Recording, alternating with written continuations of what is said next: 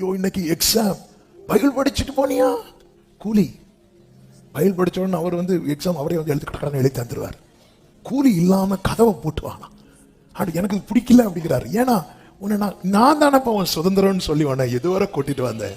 இப்போ பழையது போலெல்லாம் வசனம்லாம் எழுத முடியுதா? தாங்க.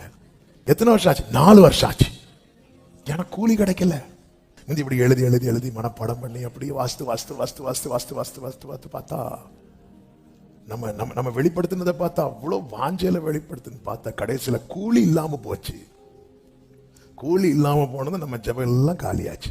ஜபம் போச்சு, எல்லாம் போச்சு. எனக்கு எதிர்பார்த்த கூலி கிடைக்கல. ஆண்டவர் பார்க்கிறாரு, உன்னை நான் எப்படி வச்சிருக்கிறேன். ஹல்லேலூயா. நம்ம வீட்டில் ஒரு ஃபங்க்ஷன் நடக்குது. வேலை செய்கிறவங்களுக்கு அந்த வேலைக்கான கூலி கொடுக்கும்போது நம்ம பிள்ளைகளுக்கும் போய் நீ எவ்வளோ நேரம் வேலை பார்த்த, இன்னும் 500 ரூபான்னு கொடுப்போமா?